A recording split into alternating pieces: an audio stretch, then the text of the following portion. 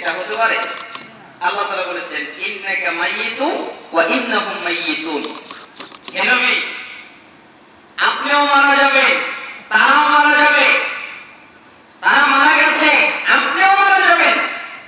তো আপনি মারা যাবেন না তা নয়, আপনি এত শ্রেষ্ঠ রাসূল, আপনি এত দামি রাসূল, আপনার মতো শ্রেষ্ঠ মানুষ নেই, তারপরেও আপনার বাঁচার অধিকার নেই, আপনি মারা যাবেন, আপনি মৃত্যুবরণ করবেন।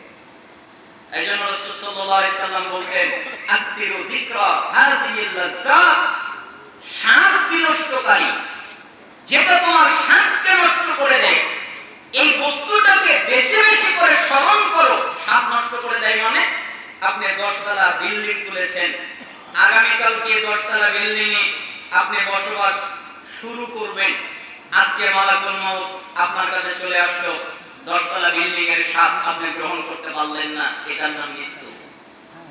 আপনি ইচ্ছা করেছেন আমি কালকে একটা গাড়ি কিনবো, টাকা পয়সা সব রেডি হয়ে গেছে, কালকে আপনি ওই গাড়িটা কিনবেন, কিন্তু ওই গাড়িটা কেনার আগে আপনি মৃত্যুবরণ করলেন, আপনার ওই গাড়িতে চলার স্বাদটা নষ্ট করে দিল, এটার নাম মৃত্যু। আপনি জানেন যে আমি আজকে এই খাবারটা খাবো, পাতিলে রান্না হচ্ছে, চমৎকার ঘ্রাণ আসছে আপনার নাকে, যে কিছুক্ষণ পরে আমি খাবারটা খাবো, সঙ্গে সঙ্গে মৃত্যু আপনার কাছে চলে আসলো, আপনি মারা গেলেন, আপনার স্বাদটা নষ্ট হয়ে গেল, এটার নাম মৃত্যু। তাই জিবরাইল আমিন বলছেন হে আল্লাহর নবী, আপনি যতদিন খুশি জীবন যাপন করেন, কোনো নিষেধাজ্ঞা নেই, কিন্তু মনে রাখেন আপনি মারা যাবেন।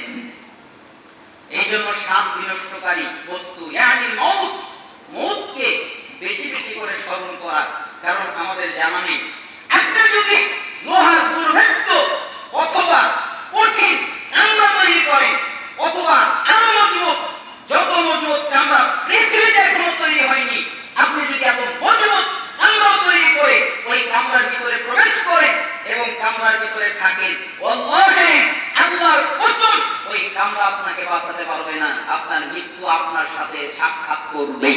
ঠিক না? আপনাদের কি মনে হয় সাক্ষাৎ করবে না? আজকে যারা বেঁচে আছে, আগামী 100 বছর পরে একজন লোক বেঁচে থাকবে না, থাকবে? আপনি যদি বলেন যে আমার বাহাদুরি আছে, আপনার দাদার দিকে তাকান, আপনার দাদা বাঁচতে পারেনি, কারো বাবা চলে গেছে বাঁচতে পারেনি, আপনার পূর্বপুরুষ চলে গেছে বাঁচতে পারেনি, এই দুনিয়ায় কেউ টিকতে পারেনি, অতএব আপনিও টিকবেন, এটা ভুল, আপনাকে চলে যেতে হবে। তাই জিবরাইল আমিন প্রথম বাক্যটা বললেন, মুহাম্মদ আপনি যতদিন খুশি জীবন যাপন করেন, আপনাকে কোনো নিষেধাজ্ঞা করা হয় না, আপনাকে নিষেধ করা হচ্ছে না, কিন্তু মনে রাখেন আপনি মারা যাবেন, আপনার মৃত্যু হবে। কি একটা দামি কথা, তাই না? জিবরাইল আমিন বলছেন কাকে? মুহাম্মদ সাল্লাল্লাহু আলাইহি ওয়াসাল্লাম। তাহলে আমাদের ক্ষেত্রে কি হতে পারে? ওয়া হাবিবান আহবাবতা ফাইন্নাকা মাফারিকুহু, ইয়া মুহাম্মদ, হে মুহাম্মদ, যে জিবরাইল বলো আপনি যার সাথে খুশি বন্ধুত্ব করেন, যাকে খুশি বন্ধু বানান, এতে কোনো নিষেধাজ্ঞা নেই। আপনার বন্ধু হতে পারে কোন ব্যক্তি, আপনার বন্ধু হতে পারে স্ত্রী, আপনার বন্ধু হতে পারে সন্তান, আপনার বন্ধু হতে পারে মা, আপনার বন্ধু হতে পারে ভাই, আপনার বন্ধু হতে পারে অন্য যে কোনো বন্ধু বানান, কোনো নিষেধাজ্ঞা নেই, কিন্তু মনে রাখেন আপনি তাকে ছেড়ে চলে যাবেন। ঠিক না? আচ্ছা, আমি যার সাথে বন্ধুত্ব বানাই, আমি কি তাকে নিয়ে যেতে পারবো? আমরা কার বন্ধু বানাতে পারি? মনে করেন বন্ধু হতে পারে আমার টাকা, বন্ধু হতে পারে আমার বাড়ি, বন্ধু হতে পারে আমার গহনা, বন্ধু হতে পারে আমার গাড়ি, বন্ধু হতে পারে কোনো নারী, বন্ধু হতে পারে সন্তান, বন্ধু হতে পারে বাপ, বন্ধু হতে পারে মা। যে মা বলে অসুস্থ হয়ে গেছে সন্তান, আর আল্লাহকে মা দোয়া করে বলছে আল্লাহ তুমি আমাকে রোগ দাও আর আমার সন্তানকে সুস্থ করে দাও, তুমি আমার শরীরে রোগ দাও আর আমার সন্তানকে সুস্থ করে দাও। যে মা এই দোয়া করতে পারে, কিন্তু যখন এই লোকটা মারা যাবে তখন এই মাও তার সাথে কবরে যাবে না। যাবে? আপনাদের কি মনে হয় যাবে? আমার তো মনে হয় যাবে না, কেউ যাবে না। পৃথিবীতে কেউ নেই, একজনও নেই,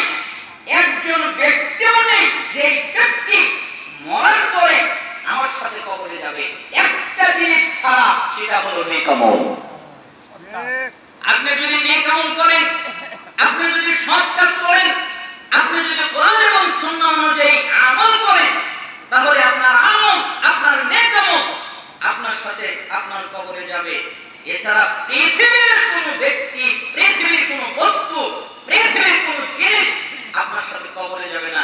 তাই জিবরাইল আমিন মুহাম্মদ সাল্লাল্লাহু আলাইহি সাল্লামকে বলছেন, মুহাম্মদ জি আপনি যার সাথে যদি বন্ধুত্ব করেন কোনো নিষেধাজ্ঞা নেই, নিষেধ করা হচ্ছে না, কিন্তু মনে রাখেন আপনি তাকে ছেড়ে চলে যাবেন, সেও আপনাকে ছেড়ে চলে যাবে। তার মানে সে আপনার সাথে যাবে না, আপনিও তার সাথে যাবেন না, আপনাকে একাকী কবরে যেতে হবে। ওয়ামান মাশিতা ফাইন্নাকা মাজসিয়ুম বিহি। ইয়া মুহাম্মদ, হে মুহাম্মদ শুনুন, আপনি যা খুশি কাজ করেন, আপনার যেই কাজ করতে মনে চায় ওই কাজ করেন, কোনো নিষেধাজ্ঞা নেই, কিন্তু মনে রাখেন আপনাকে আপনার রবের সামনে দাঁড়াতে হবে। মুহাম্মদ সাল্লাল্লাহু আলাইহি সাল্লাম তার বাজে কাজ করতে পারে না, তাই না? তাহলে এটা আমাদের দিকে ফিট করা যায় কিভাবে? আমাদের দিকে এইভাবে ফিট করতে পারি, আব্দুর রহমান ইচ্ছা করলে সুদ খাও, ইচ্ছা করলে ঘুষ খাও, ইচ্ছা করলে জিনা করো, ইচ্ছা করলে ব্যভিচার করো, ইচ্ছা করলে মিথ্যা বলো, ইচ্ছা করলে গীবত করো, ইচ্ছা করলে নিশাদার দ্রব্য পান করো, ইচ্ছা করলে মদ পান করো, ইচ্ছা করলে পৃথিবীতে যত হারাম কাজ আছে, ইচ্ছা করলে সালাত তরক করো, ইচ্ছা করলে সিয়াম তরক করো, ইচ্ছা করলে যাকাত তরক করো, ইচ্ছা করলে হজ তরক করো, ইচ্ছা করলে যত ভালো কাজ আছে এগুলো তরক করো, আর ইচ্ছা করলে যত পাপ কাজ আছে এগুলো করো, কিন্তু মনে রাখো তোমাকে তোমার রবের সামনে দাঁড়াতে হবে। এইটা মনে রাখো, এটা মনে রেখে তারপরে কাজ করো। আদৌ কি আমাদের মধ্যে স্বভাবটুকু আছে যে আমাকে একদিন আল্লাহর সামনে দাঁড়াতে হবে? এই মানসিকতা, এই মন আসলে কি আমাদের মধ্যে আছে? আমরা কি তৈরি করতে পেরেছি? সূরা নাজিয়া 40-41 নম্বর আয়াত, যেখানে আল্লাহ তাআলা বলেছেন যে আল্লাহর সামনে দাঁড়াতে যারা ভয় পায়, প্রবৃত্তির কামনা বাসনা থেকে যারা বাঁচে তাদের ঠিকানা জান্নাত। আমরা কি আল্লাহর সামনে দাঁড়াতে ভয় পাই? এই ভয়টা কি আমাদের আছে? আল্লাহর সামনে আমাদের জবাবদিহিতা দিতে হবে, জবাবদিহি করতে হবে, এই ভয়টা আমাদের মধ্যে কি আদৌ আছে? আপনার কাছে আমি দুইটা কাহিনী নিয়ে আসি সহিহ মুসলিমের। একটা কাহিনী হলো মায়েজ বিন মালিক রাদিয়াল্লাহু আনহু, আল্লাহ রাসূল সাল্লাল্লাহু আলাইহি ওয়াসাল্লামের সাহাবী, নাম শুনেননি? মায়েজ বিন মালিক, যিনি জিনা করেছিলেন। তো মুহাম্মদ সাল্লাল্লাহু আলাইহি ওয়াসাল্লামের কাছে আসলেন, ইয়া মুহাম্মদ সাল্লাল্লাহু আলাইহি ওয়াসাল্লাম, জি আমি পাপ করেছি, আপনি আমাকে পবিত্র করেন। মুহাম্মদ সাল্লাল্লাহু আলাইহি ওয়াসাল্লাম বললেন, যাও পাপ করেছো, ক্ষমা আল্লাহর কাছে চাও, আল্লাহর কাছে মাফ চাও, আল্লাহর কাছে ক্ষমা চাও, আল্লাহ তোমাকে মাফ করে দিবে, আল্লাহ তোমাকে ক্ষমা করে দিবে, যাও চলে যাও।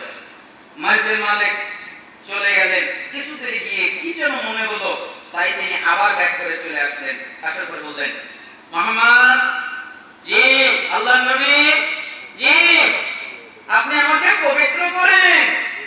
আর তুমি কি আমার কথা বুঝতে পারো না? আমি তোমাকে বলছি আল্লাহর কাছে মাফ চাও, আল্লাহ তোমাকে মাফ করে দিবে, আল্লাহর কাছে ক্ষমা চাও, আল্লাহ তোমাকে ক্ষমা করে দিবে, আর তুমি বারবার আমার কাছে আসছো, এটা হতে পারে? যাও আল্লাহর কাছে মাফ চাও, আল্লাহ মাফ করে দিবেন। মায়েজ বিন মালিক আবার চলে গেলেন। কিছুক্ষণ পর কিছু দূর গিয়ে আবার ফিরে আসলেন তৃতীয়বার, হে আল্লাহর নবী